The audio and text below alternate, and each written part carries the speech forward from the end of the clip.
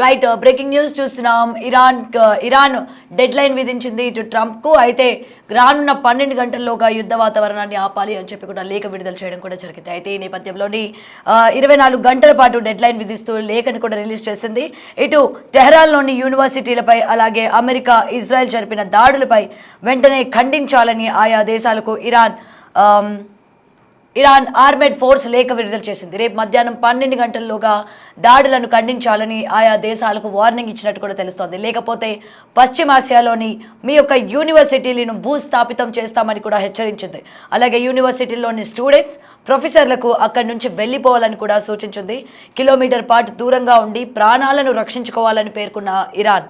అయితే ఇరాన్లోని సైన్స్ యూనివర్సిటీలపై ఇటు America Israel bomb దాడులు, ఇప్పటికే మినాబ్ స్కూల్లో దాడిలో 170 మంది బాలికలు ఏ విధంగా చనిపోయారో కూడా మనం చూసాం. దీంతో పాటు దాడులు తీవ్రంగా పరిగణించిన ఇరాన్ ఇప్పటికే మీరు డెడ్ లైన్ కూడా విధించడం జరిగింది. ఇటు ట్రంప్ దీనికి సంబంధించి ఒప్పుకోవాల్సిందిగా కూడా డెడ్ లైన్ విధించడం కూడా జరిగింది. అయితే డొనాల్డ్ ట్రంప్కు ఇరాన్ ఇది గట్టి డెడ్ లైన్ అనే చెప్పాలి. ముఖ్యంగా ఈ లేఖ విడుదల చేసిన తర్వాత ఆల్రెడీ ఈ దాడుల్లోని 170 మందికి పైగా బాలికలు ఏ విధంగా చనిపోయారో మనం చూసాము. మరి ఇలాంటి దాడులు మళ్ళీ జరగకుండా ఉండడానికి ఈ లేఖ అన్నది విడుదల చేయడం జరిగింది. మరి ఇప్పటికే గతంలోని ట్రంప్ ఏ విధమైన షరతులు విధించారో మనం చూసాం. మరి ఇప్పుడు ఇరాన్కి సంబంధించిన ఈ లేఖ రిలీజ్ చేయడం కూడా మనం చూసాం. మరి దీనికి ట్రంప్ అంగీకరిస్తారా లేదా అన్న పూర్తి వివరాలు తెలుసుకుందాం. మా ప్రతినిధి శివ ఫోన్ ఇన్లో ఉన్నారు.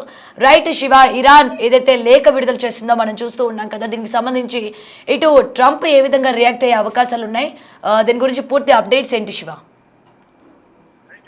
గౌతమి, పశ్చిమాసియాలో యుద్ధం కొనసాగుతున్న నేపథ్యంలో ఇరాన్ ట్రంప్ కు ఒక డెడ్ లైన్ విధిస్తూ లేఖను 24 గంటల పాటు దీనికి సంబంధించి సమాధానం చెప్పాలంటూ కూడా లేఖను రిలీజ్ చేసింది. అంటే ఇది ప్రధానంగా స్టార్ట్ అయిన తర్వాత ఇటు అమెరికా అధ్యక్షుడు డొనాల్డ్ పలుమార్లు అమెరికా అలాగే ఇజ్రాయెల్ చేసిన దాడులకు ఇరాన్ చేసి కాలబేయడానికి వస్తుంది, వాళ్ళు లొంగిపోవడానికి చూస్తున్నారు, వారి దగ్గర సైనిక వ్యవస్థ లేదు, వైమానిక వ్యవస్థ లేదు, అసలు ఎటువంటి విధంగా కూడా ఏదో కూడా యుద్ధం చేయడానికి వారి దగ్గర సరైన ఆయుధాలు లేవు అంటూ కూడా చెప్తూ వారు త్వరలోనే లొంగిపోతారంటూ కూడా ఒక దుష్ప్రచారాన్ని కూడా డొనాల్డ్ ట్రంప్ తీసుకొచ్చారు. దాని అంతటిని కూడా ఖండిగా దాడి చేస్తూనే వచ్చింది ఇరాన్. అయితే ఇప్పుడు డొనాల్డ్ ట్రంప్ కు ఒక డెడ్ లైన్ విధిస్తూ 24 గంటల పాటు దీనికి సంబంధించి స్పందించాలంటూ కూడా లేఖను చేసింది. టెహ్రాన్ లోని యూనివర్సిటీలపై అమెరికా ఇజ్రాయెల్ జరిపిన దాడులపై వెంటనే ఖండించాలంటూ కూడా ఆయా దేశాలకు ఇరాన్ ఆర్మ్డ్ ఫోర్స్ ఒక లేఖను విడుదల చేసింది. అంటే రేపు మధ్యాహ్నం 12 గంటలలోగా దాడులను ఖండించాలని ఆ దేశాలకు ఇరాన్ వార్నింగ్ ఇచ్చింది. లేకపోతే పశ్చిమాసియాలోని ఏదైతే వారి యూనివర్సిటీలు ఉన్నాయో వాటిపై దాడి చేస్తామంటూ కూడా హెచ్చరికలు జారీ చేసింది. అంటే ఒకవైపు దాడి చేయడం, భూస్థాపితం కూడా చేస్తామంటూ కూడా హెచ్చరికలు జారీ చేశారు. అయితే ప్రధానంగా ఎక్కడ కూడా ఎటువంటి ప్రాణ నష్టం, సివిలియన్స్ ఎటువంటి నష్టం జరగకూడదని ఉద్దేశంతోని ముందుగా హెచ్చరికలు జారీ చేస్తున్నాము. వాళ్ళు షరతుగా సమాధానం చెప్పాలి, ఖండించాలి, లేని పక్షంలో దాడులు చేస్తాము.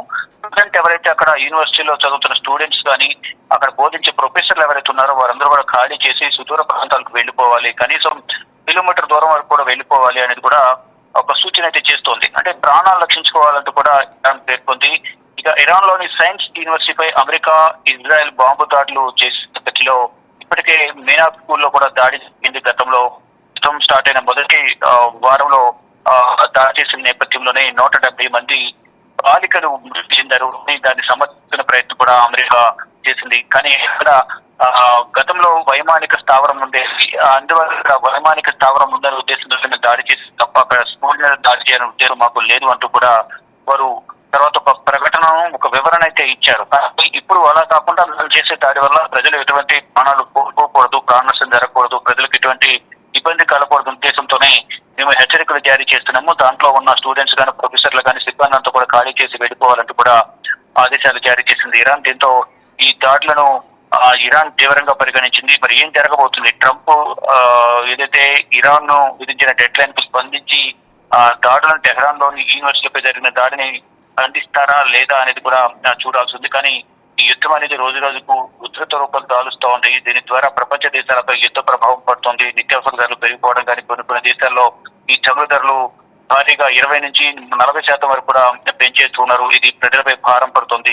ఏం జరిగినా కానీ దేశంలో ఫైనల్ గా నష్టపోయేది ప్రజలే. ప్రాణాలు కోల్పోయినా ప్రజలు కోల్పోవాల్సి వస్తుంది. ఆర్థికంగా కూడా నష్టపోతున్నారు. ఫర్దర్ గా ఏదైనా ఆస్తి నష్టం జరిగినా ప్రభుత్వానికి నష్టం జరిగినా అది పన్నుల రూపంలో మళ్ళా ప్రజల నుంచి వసూలు చేస్తున్నారంటూ కూడా ప్రజలు తీవ్ర ఆవేదన వ్యక్తం చేస్తున్నారు. మరోవైపు ఇక్కడ రెండు దేశాధినేతలు కూడా రెండు దేశాల ప్రజల నుంచి తెగ ఎదురవుతోంది. ఒకవైపు డొనాల్డ్ ట్రంప్ కు వ్యతిరేకంగా లక్షల సంఖ్యలో దేశ చరిత్రలోని రోడ్లపైకి వచ్చి నిరసన తెలియజేస్తున్నారు. మరోవైపు ఇటు ఇజ్రాయెల్ ప్రధాని బెంజమిన్ నెతన్యాహుకు వ్యతిరేకంగా కూడా ఇరాన్ ప్రజలందరూ కూడా రోడ్లపైకి వచ్చి నిరసన చేస్తున్నారు. అయితే ప్రధానంగా ఇప్పుడు డెడ్ లైన్ మీద ఇచ్చడానికి ప్రధాన కారణం టెహ్రాన్లోని యూనివర్సిటీలపై దాడి జరగడంపైనే ప్రధానంగా ఇరాన్ దృష్టి సారించింది. దీనికి అమెరికా ఇజ్రాయెల్ జరిపిన దాడులపై వెంటనే ఖండించాలంటూ కూడా ఆ దేశాలకు ఇరాన్ ఆర్మడ్ ఫోర్స్ లేఖ రాయడం, మరి దీనికి ఒక డెడ్ లైన్ విధించిన నేపథ్యంలో ఏం జరగబోతోంది, ట్రంప్ స్పందిస్తారా లేదా నిర్లక్ష్యంగా వ్యవహరిస్తూ ప్రతిగా ఏమైనా కౌంటర్ వ్యాఖ్యలు చేస్తారా? ఒకవేళ కౌంటర్ వ్యాఖ్యలు చేస్తే వీరు అన్నట్లుగానే రేపు మధ్యాహ్నంలోగా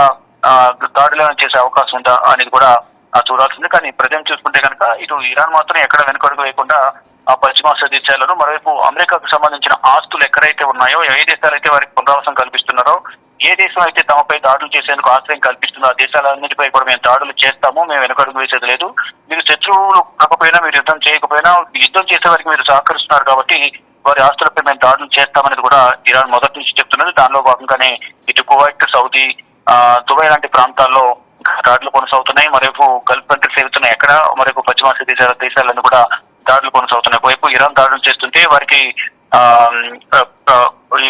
అంటే అమెరికా ఇజ్రాయెల్ ఎదుర్కొనేందుకు ఇరాన్ కు సపోర్ట్ గా హౌతీలకు రంగంలోకి దిగి నిన్న ఇరాన్ పైన క్షిపణులతో చూపడ్డారు. ఇరాన్ కు మేము వెనుకుంటే వారికి సపోర్ట్ చేస్తామంటూ కూడా హౌతీలు చెప్తున్నారు. అంటే ఏదైతే ఇజ్రాయెల్ చేస్తున్న విధ్వంసం కానీ వారి దురాక్రమణను వ్యతిరేకిస్తూ ఇరాన్ కు మద్దతుగా మేము ఉంటున్నామనేది కూడా హౌతీలు చెప్తున్నారు. ఇక ప్రజెంట్ చూసుకుంటే మాత్రం ఈ యూనివర్సిటీపై జరిగిన దాడిని ఖండించాలంటూ కూడా లేఖను విడుదల చేసిన నేపథ్యంలో ఇక ఇరు దేశాలు ఏ విధంగా స్పందిస్తాయి, లేదా వార్నింగ్ ఇచ్చినట్లుగానే ఇరాన్ దాడులు చేస్తుందా, ఇటు ట్రంప్ స్పందిస్తారా లేదా అనేది కూడా వేచి చూడాల్సింది అవుతుంది. Right Shiva, thank you.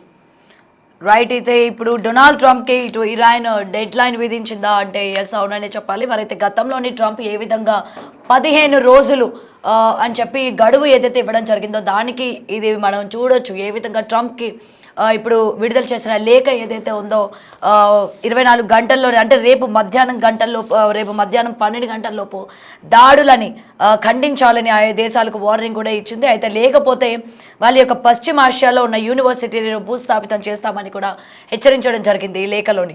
అలాగే యూనివర్సిటీలోని ఇటు స్టూడెంట్స్ కావచ్చు, లేకపోతే ప్రొఫెసర్స్ కావచ్చు, ఎవరు కూడా ఉండకూడదు, అక్కడి నుంచి వెళ్ళిపోవాలి అని కూడా సూచించింది. ఇటు మీరు ప్రాణాలను రక్షించుకోండి, అక్కడి నుండి వెళ్ళిపోండి, లేకపోతే యుద్ధం మామూలుగా ఉండదు అన్నట్టు కూడా ఈ లేఖలో మనం చూసాము. గతంలో జరిగిన ఈ యూనివర్సిటీల పైన జరిగిన దాడులు కావచ్చు, ఎంతోమంది ప్రాణాలు కోల్పోయిన అంటే బాలికలు మనం చూసాము. ఆ యొక్క విజువల్స్ కనుక చూసుకున్నట్లయితే ప్రతి ఒక్కరు కూడా ఎంతో బాధ కలిగించే. 170 మంది అంటే మామూలు విషయం కాదు. ఒకే స్కూల్లోని 170 మందికి పైగా బాలికలు స్పాట్లో చనిపోవడం. మరి అలాంటి వాతావరణం మళ్ళీ రాకుండా ఉండాలి అని అంటే కూడా ఇలాంటి ఒక లేఖ కూడా విడుదల చేయడం జరిగింది. మరి దీనిపైన ట్రంప్ ఏ విధంగా రియాక్ట్ అవుతారు, అండ్ ప్రజెంట్ కూడా ఏ విధంగా మనం నిత్యావసర వస్తువుల మీద ఇందాక మనకి చెప్పినట్టు ఇటు క్రూడ్ ఆయిల్ కావచ్చు, లేకపోతే ఇలాంటి వాటన్నిటి మీద కూడా ఎటువంటి ఎఫెక్ట్ పడుతుందో యుద్ధానికి సంబంధించి, ఇటు సామాన్యులు ఏ విధంగా ఇబ్బంది పడుతున్నారో సిచ్యువేషన్స్ కూడా మనం చూస్తున్నాం. రోజు రోజుకి ఎలాంటి పరిస్థితులకి దిగజారిపోతుందో కూడా. మరి ఇప్పుడు ఈ విధించిన లేఖ ఏదైతే ఇది వార్నింగ్ అనుకోవచ్చా, లేకపోతే డెడ్ లైన్ అనుకోవచ్చా, ఏదైనా అనుకోవచ్చు. మరి దీనికి ట్రంప్ అంగీకరిస్తాడా లేదా అనే దానిపైన కూడా ఈగర్గా వెయిట్ చేయాల్సిన పరిస్థితులు మనం ఇక్కడ చూస్తూ ఉన్నాం.